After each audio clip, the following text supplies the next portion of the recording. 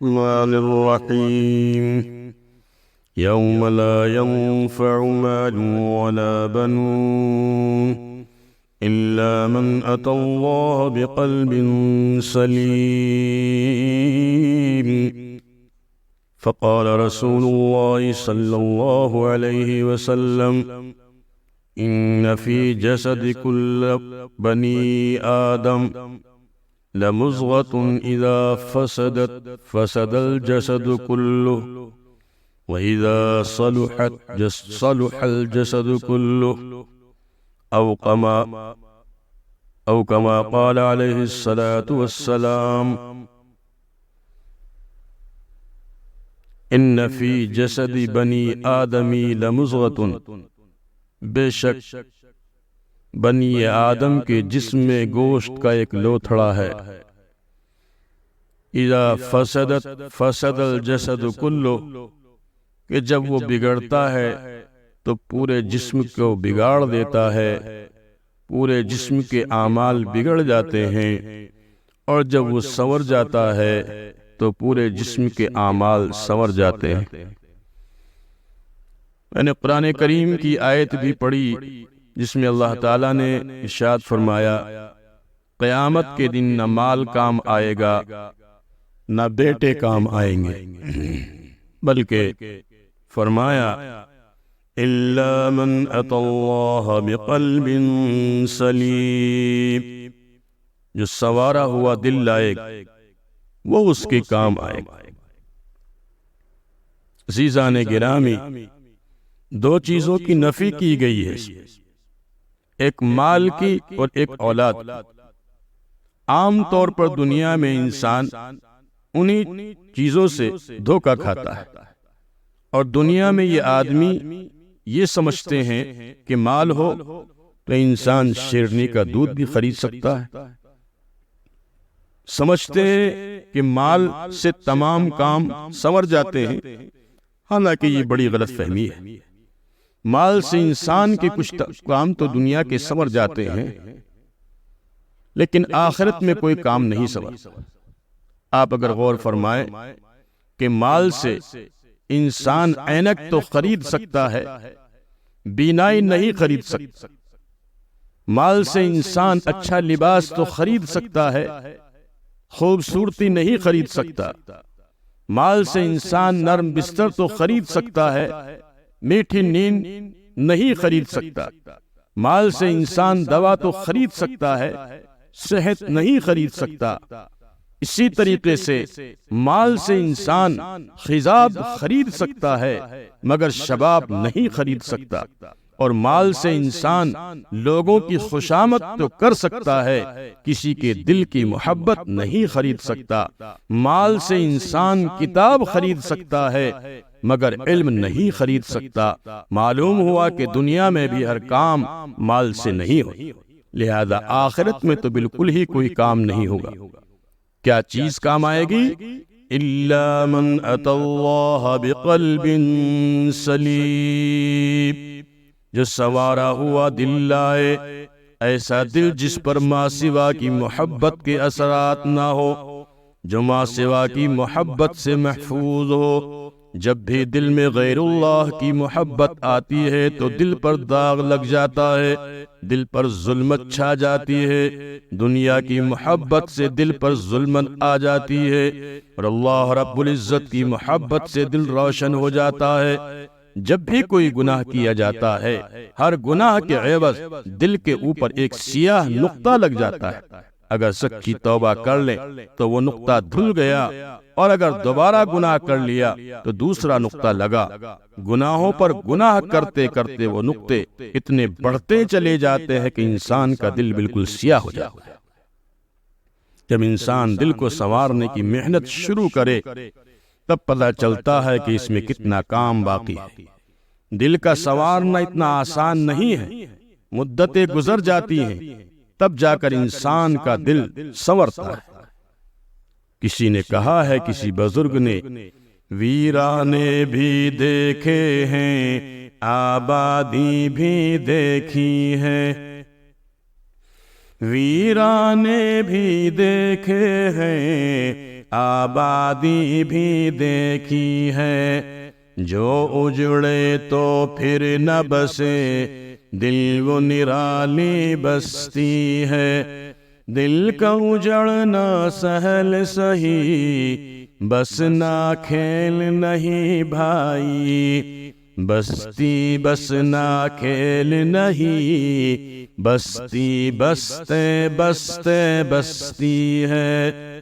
جس طرح بستیوں کا آباد ہونا، کسی کالونی کا آباد ہونا کوئی آسان کام نہیں ہوتا، عمریں گزر جاتی ہیں، صدیاں بیت جاتی ہیں، تب وہ کہیں آباد ہوتی ہیں۔ بالکل اسی طرح عمریں گزر جاتی ہیں، تب جا کر دل آباد ہوتا ہے۔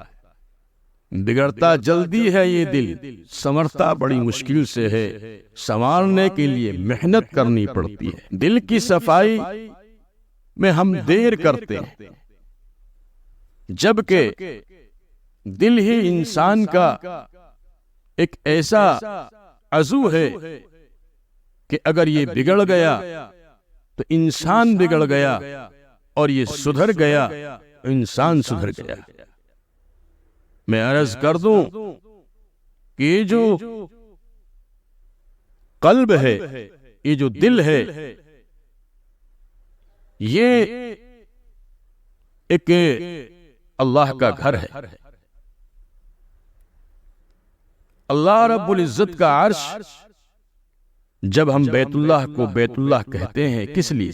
معاذ اللہ کوئی اللہ رب العزت وہاں رہتے تو نہیں ہے، بلکہ اس لیے کہ اللہ رب العزت کی تجلیات کا وہاں ورود مسعود ہوتا ہے، اس لیے اس کے بیت اللہ کہا گیا۔ اسی طرح جب مومن اپنے دل کو سنوار لیتا ہے تو اس کا دل بھی اللہ رب العزت کی تجلی گاہ بن جاتا ہے۔ دل بدست آور کے حج اکبرست، از ہزارہ کاما یک دل بہترست، کعبہ بنیاد خلیل آزرست، دل گزر گاہے جلیل اکبرست۔ میرے بھائیو، ہم اپنے گھر میں صفائی پسند کرتے ہیں، ذرا بھی کہیں کوڑا کرکٹ نظر آئے تو عورتوں کو ڈانٹتے ہیں، گھر والوں کو ڈانٹتے ہیں، صفائی کیوں نہیں کی؟ اپنے گھروں میں صفائی چاہنے والے ذرا غور کریں، دل بھی تو اللہ رب العزت کا گھر ہے، اس میں بھی صفائی آنی چاہیے۔ اس پر جو گناہوں کا میل پڑا ہے، کوڑا کرکٹ بھرا ہوا ہے، افسوس ہے کہ ہم نے اسے ردی کی ٹوکری میں بنا رکھا ہے۔ یہ اللہ رب العزت کا گھر ہے، وہ بھی چاہتے ہیں کہ یہ دل صاف ہو۔ آپ خود غور فرمائیے کہ اگر آپ کے پاس گندا میلا برتن لایا جائے اور کہیں کہ اس میں دودھ ڈال دیں، آپ گوارا فرمائیں گے اس کو پینا؟ آپ کہیں گے اتنے گندے برتن میں دودھ کیسے ڈالیں؟ تو جس طرح ہم گندے برتن میں دودھ ڈالنا پسند نہیں کرتے، اسی طرح اللہ رب العزت گندے دلوں میں اپنی محبت ڈالنا پسند نہیں فرماتے۔ وہ بھی چاہتے ہیں کہ اسے صاف کرو، رگڑائی کرو، اسے چمکاؤ، اس کے اوپر سے گناہوں کی ظلمت کو ہٹاؤ، تاکہ یہ دل آئینہ بن جائے۔ جب صاف ہو جائے گا تو پھر اللہ رب العزت کی رحمتیں خود بخود اس میں آ جائیں گی۔ حضرت تھانوی رحمت اللہ علیہ کہ خلیفہ حضرت خواجہ عزیز الحسن مجذوب علیہ الرحمہ فرمایا کرتے تھے کہ دل کی یہ کیفیت ہو جائے، ہر تمنا دل سے رخصت ہو گئی، اب تو آجا اب تو خلوت ہو گئی۔ تو جب انسان ہر تمنا کو دل سے رخصت کر دیتا ہے، تب اللہ رب العزت کی نعمتیں اس دل پر نازل ہونے لگتی ہیں۔ میرے دوستو، ایک مثال سے سمجھ لیں، فقہ کا ایک مسئلہ ہے کہ جس کمرے میں تصویر لگی ہو، اللہ رب العزت کی رحمت کے فرشتے اس گھر میں نہیں آئے۔ بالکل اسی طرح جس دل میں کسی کی تصویر بیٹھی ہو، اللہ رب العزت اس دل میں آنا کیسے پسند فرمائیں گے؟ جب رحمت کا فرشتہ نہیں آتا تو رحمت میں بھیجنے والے کی محبت کیسے آئے؟ وہ بھی چاہتے ہیں کہ اس کے اندر کسی کی تصویر نہ ہو، اور آج کل کے نوجوانوں کے دل میں تو تصویر کے ڈھیر لگے ہوئے، راستہ چلتے چلتے جس پر نظر پڑی وہیں بیٹھ گئے، نت نئے ٹھپے دل پر لگتے چلے جاتے ہیں۔ ایسے دل میں اللہ رب العزت کی محبت کا مزہ کیسے آئے گا، لطف کیسے آئے گا؟ اس لیے اس دل پر محنت کرنے کی ضرورت۔ عزیزان گرامی، آپ دیکھیں انسان کے جتنے بھی اعضاء ہیں وہ اس دل کے تابع ہیں۔ ایک آدمی اگر آپ سے خفا ہے تو آپ کی طرف نہیں دیکھتا، آپ پوچھیں گے کہ بھائی ہماری طرف دیکھتے کیوں نہیں ہو؟ وہ کہے گا میرا دل نہیں چاہتا۔ اب دیکھنا حالانکہ آنکھ کا عمل ہے، لیکن کہتا ہے میرا دل نہیں چاہتا۔ بچہ کھانا نہیں کھا رہا، ماں پوچھتی ہے بیٹا کیوں نہیں کھانا کھا رہے ہو؟ وہ کہتا ہے میرا دل نہیں چاہتا۔ تو کھانا تو منہ کا عمل اور پیٹ کی ضرورت تھی، لیکن کہتا ہے کہ دل نہیں چاہ رہا۔